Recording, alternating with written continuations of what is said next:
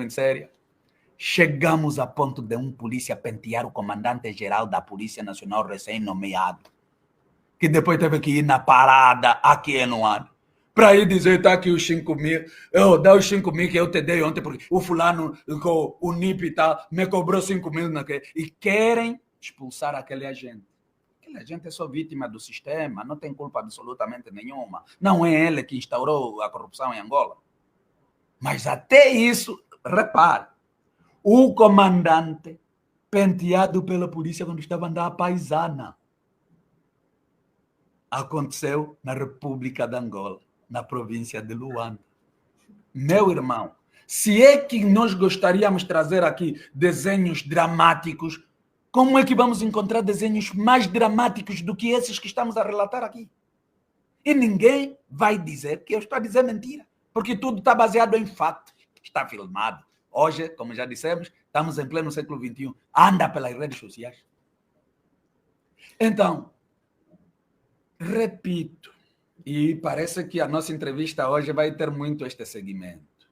Sim. É a hora do chamado dos patriotas. É um chamamento dos patriotas para salvarmos a nossa pátria.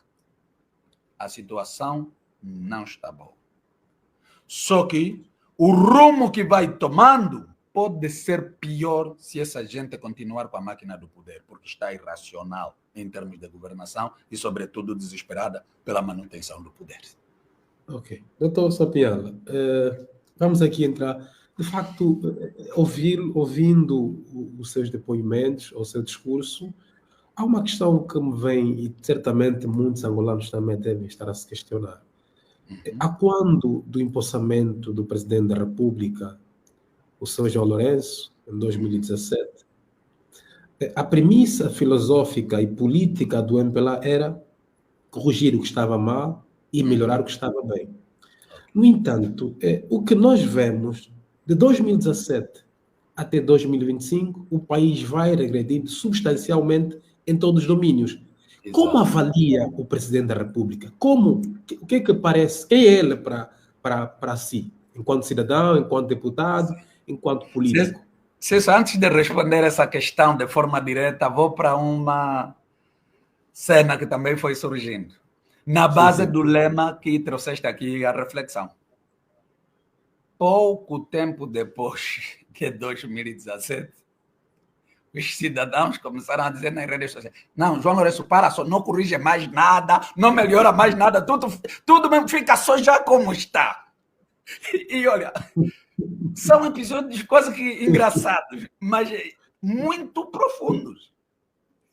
E se o angolano vem para dizer: não corrige mais nada, já entendemos o teu lema, mas ainda deixa só como encontraste. Meu irmão, a coisa é grave.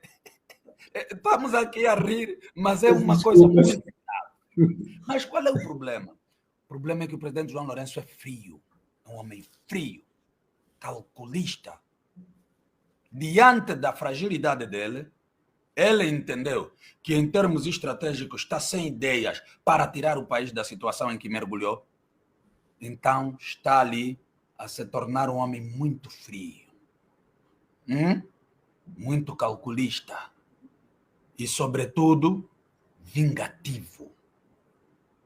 E eu espero não criar polêmica, mas eu vou trazer essa perspectiva, porque eu também reflito sobre isso. O que custava ao presidente João Lourenço naquela altura, sabendo que os corruptos são do MPLA, os gatunos são do MPLA, todos são do MPLA, ele próprio é do MPLA.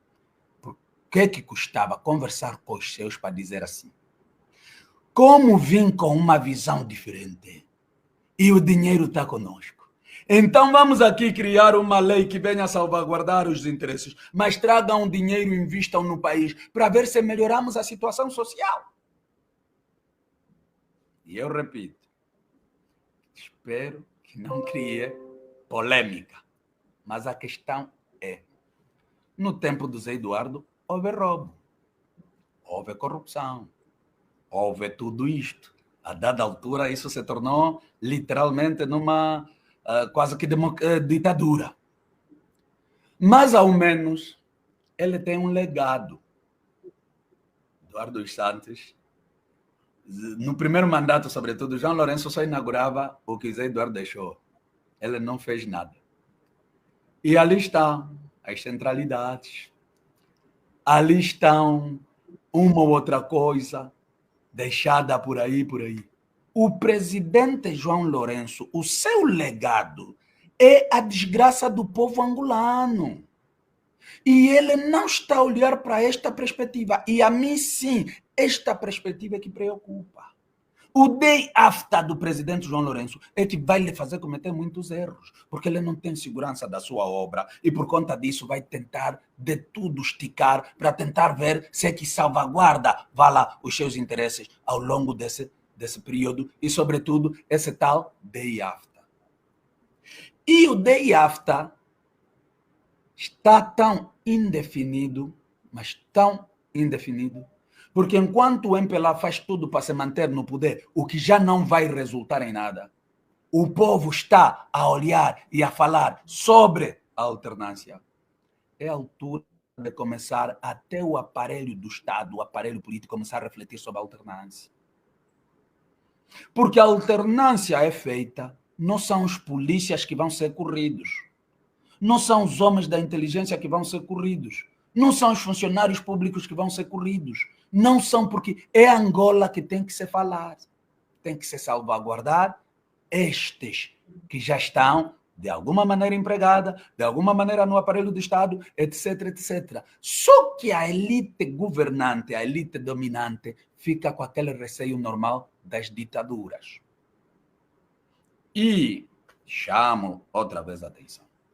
É hora de começar a refletir a alternância e trabalhar para se normalizar as instituições. É hora de trabalhar para normalizar as instituições. Esse partidarismo que está exageradamente nas instituições da República de Angola tem que acabar. A militância não pode sobrepor-se à cidadania. Os interesses que devem ser salvaguardados devem ser interesses dos angolanos, não é de nenhum partido político. Há um ditado popular que se diz por aqui também: os governantes são como as fraldas nos bebês. A cada momento é preciso ver se obrou ou não um bebê para lhe trocar a fralda, porque a fralda está suja. E é efetivamente isto que nós temos por excesso. A fralda do nosso governo há 50 anos, a sujeira que tem não é brincadeira. Só que o bebê quer insistir a andar com a fralda suja. Não pode. É hora de trocar a fralda. Só que a troca da fralda não pode ser interpretada como um golpe de Estado, como insegurança para o país, nem mesmo para a comunidade internacional. Se há acordos feitos entre Estados, vão ser salvaguardados no âmbito dos Estados, mas não devem condicionar o destino de um povo, não devem condicionar a alternância de um país, não devem condicionar a manifesta vontade de um povo que tem a soberania do seu próprio país. Não deve. Há interesses internacionais em Angola, obviamente. Mas os interessados em Angola devem, antes de qualquer coisa, saber que Angola tem povo, tem pessoas. Depois que falem de petróleo, que falem dos diamantes, que falem dos rios, que falem de todas as riquezas que nós temos, flora, fauna, etc, etc, que falem. Entretanto, respeitem primeiro. Há povo ali, há pessoas, que são os filhos desta terra, que para além desta terra não tem mais nada. Estamos a ver o Trump, está a deportar imigrantes. O Trump, apesar de alguns excessos, é daqueles por acaso que também pensa mesmo primeiro no americano, segundo no americano, terceiro no americano. E se calhar aqui para dizer que o doutor Savimbi não estava errado quando pensou primeiro no angolano, segundo no angolano, terceiro no angolano. É importante que se transmita essa mensagem para aqueles que têm interesse em Angola.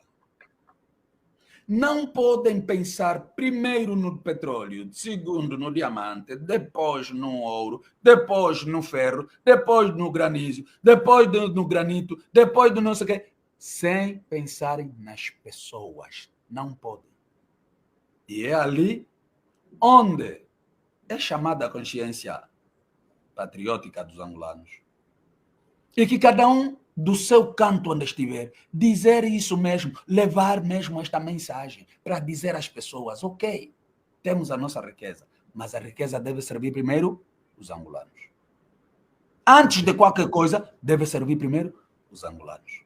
Angola já foi muito saqueada de toda a exploração arbitrária que se tem estado a fazer, etc, etc, entre esquemas e etc, etc. E mais, outro dado dramático, mas lamentavelmente verídico.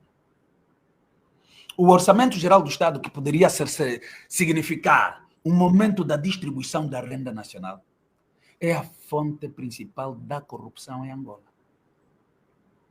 Aquilo que, inclusive, de forma oficial, se aprova na Assembleia Nacional para tentar distribuir a renda para os angolanos, é a fonte principal da corrupção e do roubo, que amarra o sistema político angolano. Doutor Sapiala. Sim. Doutor Sapiala.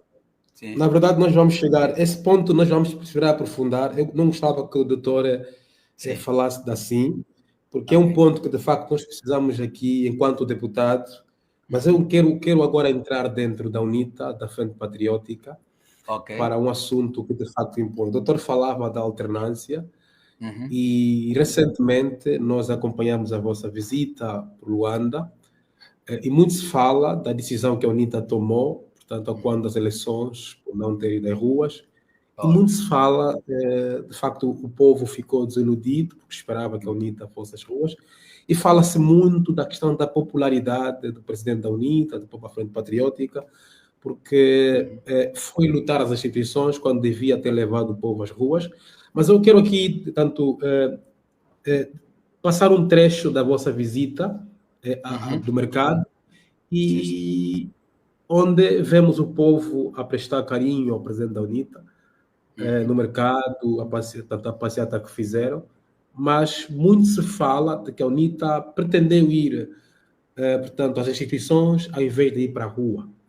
E eu gostava que, de facto, enquanto vou aqui passar os vídeos, do carinho de que mereceram do povo no mercado, dos quais, segundo consta, quais são os resultados que a UNITA tem com essa ida, portanto, às instituições, e se eventualmente, com o aumento das províncias, dos municípios, o MPLA protagonizar mais uma fraude eleitoral, qual será a postura da UNITA?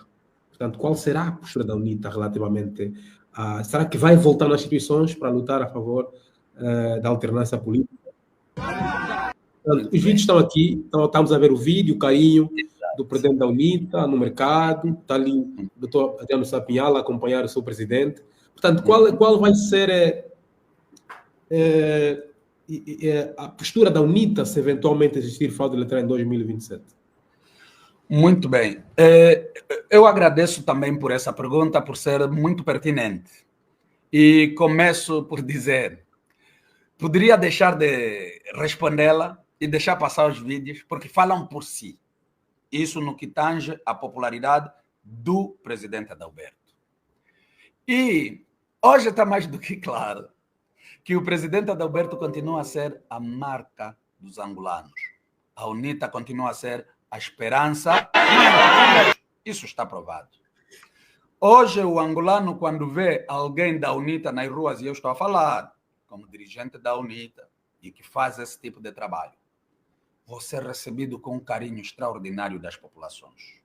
As populações interiorizaram que a UNITA é a alternância do povo angolano. E a UNITA está efetivamente nesta modalidade da Frente Patriótica Unida. A Frente Patriótica Unida não é algo novo na UNITA. É um conceito que o Dr. Savimbi já deixou. E, aliás, há vídeos a rolarem de 1974, 75, o Dr. Savimbi já falava da Frente Unida, da Frente Ampla para a Alternância, ou da Frente Ampla dos Patriotas para dirigirem o país. A UNITA, na sua doutrina, teve isso patente, ou tem isso patente até hoje, da unidade dos angolanos patriotas para realizar Angola. O presidente Adalberto, lendo os ensinamentos do Dr. Savimbi, fazendo leituras dos contextos, repescou a ideia do Dr. Savimbi e disse: vamos para a frente, ampla frente patriótica para a alternância do poder político. E é assim que nasce a Frente Patriótica Unida. A Frente Patriótica Unida foi discutida em Congresso Ordinário da UNITA. Foi votada em Congresso Ordinário da UNITA. Estamos a falar do 13º Congresso. Apesar de inicialmente ter sido uma ideia trazida pelo candidato na altura, Adalberto Costa Júnior. É importante esclarecer isso. Mas, mesmo sendo a ideia do candidato, o candidato também colocou a aprovação da plenária do Congresso. E foi a plenária do Congresso que votou. Hoje em dia fala-se do futuro da Frente Patriótica, não futuro da Frente Patriótica, o que é de ser, o que não vai ser. Estamos outra vez a dizer, na voz orientadora do presidente Adalberto, o Congresso vai decidir. E como todos sabem, nós teremos Congresso este ano. Então, a Frente Patriótica, primeiro, politicamente, é um ganho. E ficou provado que o MPLA nunca se sentiu tão sufocado como se sentiu agora com a Frente Patriótica Unida nas eleições de 2022, se quisermos tomar efetivamente o processo eletivo de 2002 para cá. Nunca se sentiu tão sufocado. E a UNITA conseguiu o maior resultado histórico, né? Apesar da fraude que teve numa eleição em que participou. E estamos ali com a fraude, 90 deputados. É um resultado histórico. É outro dado para análise de outros campos. Mas, como digo, tudo isso só vem provar a vitalidade da Frente Patriótica Unida. E já se diz na gíria desportiva que a equipa que ganha não se mexe. Se a equipa que ganha não se mexe, por que, por exemplo, e eu entendi a tua pergunta, vem um pouco no âmbito do alarmado, do alarido que surgiu por conta da Frente Patriótica e, sobretudo, legalização do Prajá, etc., etc., e aquilo que tem sido a movimentação. Se a equipa que ganha não se mexe, por que a UNITA deixaria cair a Frente Patriótica Unida? Claro que não vai deixar cair. As modalidades são várias. Então, o doutor está a dizer que aquilo que se diz sobre a saída do Mano Abel Chivucuvuco na Frente Patriótica não passa de boatos. Portanto, o partido para já servir Angola vai continuar na Frente Patriótica. Desde que o Prajá foi legalizado, os líderes da Frente Patriótica Unida têm tomado iniciativas conjuntas. Uma delas até, de há pouco tempo, foi do Prajá. Mas convidou a UNITA, esteve lá o engenheiro Adalberto, convidou o Bloco Democrático, o doutor Filomeno não esteve, mas teve o doutor Bonavena a representar o Bloco Democrático. Como sabemos, ele é vice-presidente do Bloco Democrático. Então, as iniciativas estão ali. O grupo parlamentar saiu às ruas há uma semana para cá. Os deputados do Prajá, que ainda estão no grupo parlamentar da UNITA, também estiveram nas delegações. Então, há uma tendência de trazer esse debate a público, etc., etc., tudo bem. Mas temos que olhar para os fatos. Temos que olhar para a essência. A UNITA vai ter congresso, o Bloco vai ter congresso, o Prajá vai ter o seu congresso constitutivo, pode ser este ano ou pode ser o próximo ano, mas vai haver um momento da decisão e todas as forças políticas têm como seu órgão supremo o Congresso. Então, para mim, o aconselhável neste momento é deixar que os congressos aconteçam para se debater sobre o assunto, do que trazer um debate antes dos factos para depois precipitar uma ou outra situação. Isto que não é bem, nem é simpático, nem é elegante, inclusive, para o nosso cenário político. Porque sabe o que acontece, Cissa? E aqui permite a crítica, e até também depois pode ser considerada autocrítica, sim. É que as pessoas estão a ser desviadas para este debate. Ao invés de falarmos dos 7 bilhões de kwanzas roubados na AGT, Estão a nos desviar para o debate porque a Frente Patriótica acabou. Estão a nos desviar do debate que olhem só fulano, olhem. E depois é uma espécie de que o que nós temos como arma, o que nós temos como instrumento de luta para a alternância é a UNITA e os seus parceiros da Frente Patriótica Unida.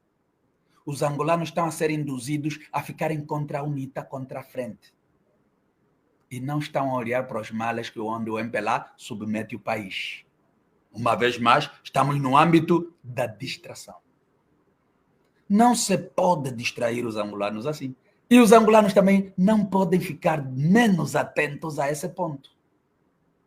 Já temos estado a dizer, eu sou dirigente da UNITA, sou membro da Comissão Política, sou membro do Comitê Permanente, sou secretário provincial, sou deputado, estou na cúpula do partido, estou a dizer, isto é para nos distrair, nos foquemos para os objetivos. Estamos em 2025, 2027 é aqui na esquina, preparemos-nos para a alternância, não aceitemos mais nos dividir, porque tudo que nos divide nos enfraquece.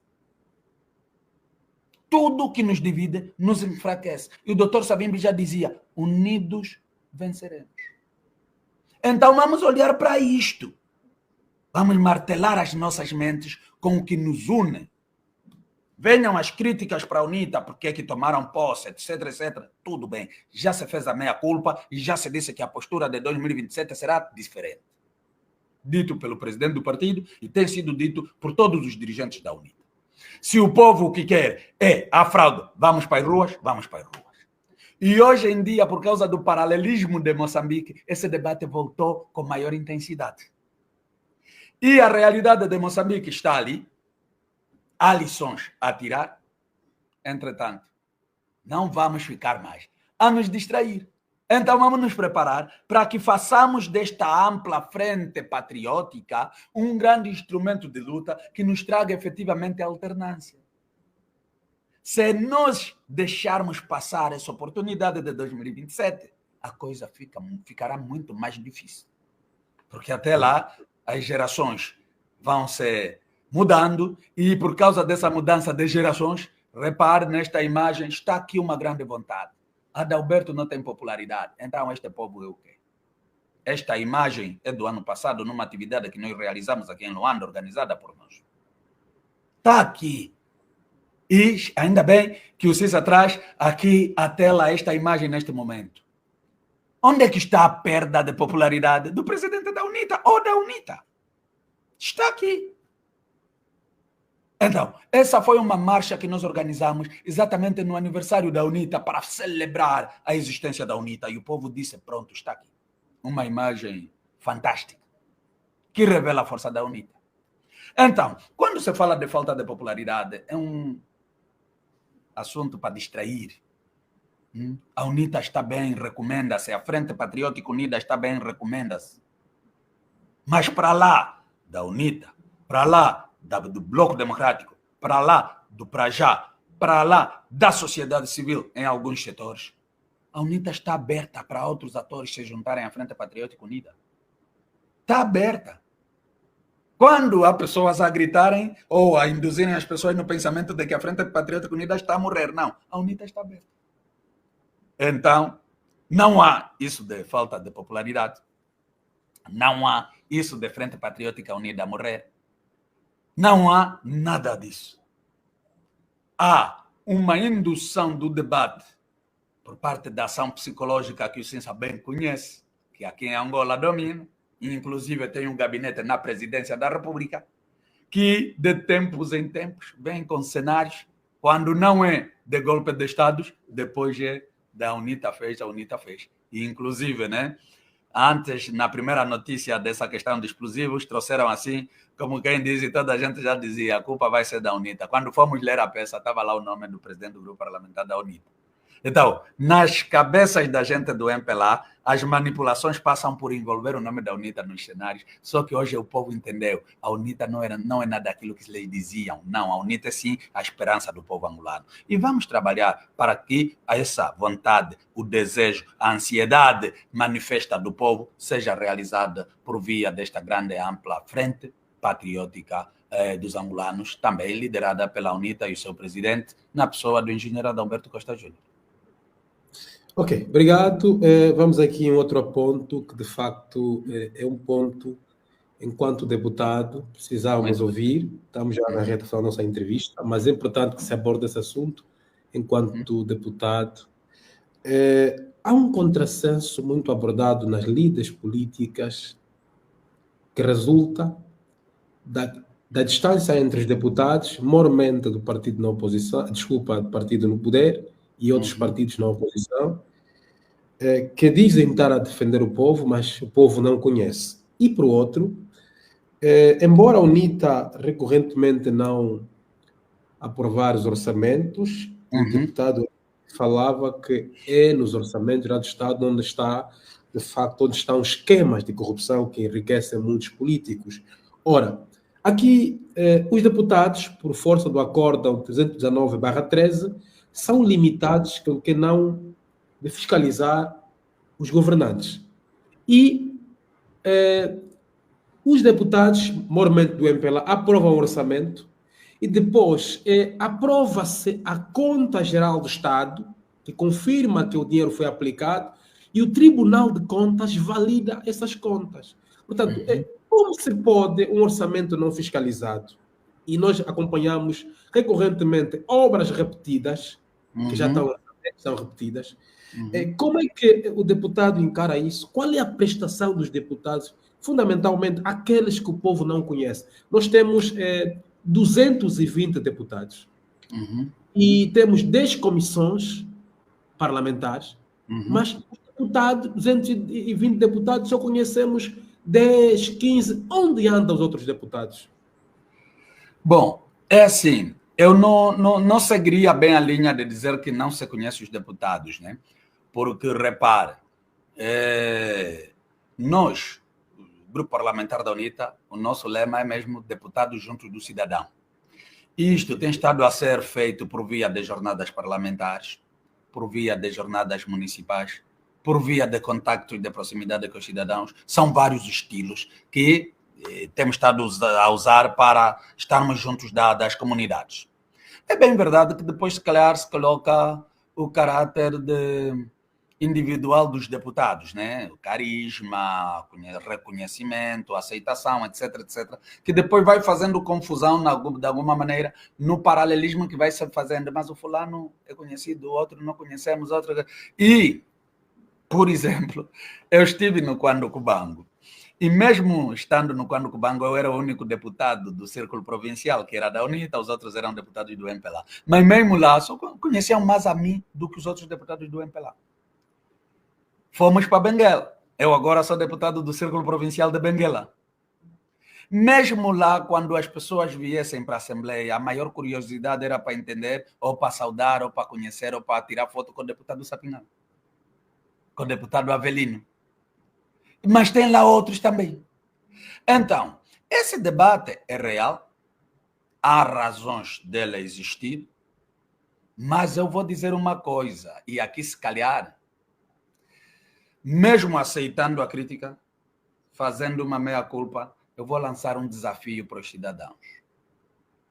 Porque tem sido um elemento que eu levanto permanentemente. A Assembleia Nacional é casa do povo. Por ser casa do povo, não pode ser desconhecida pelo povo.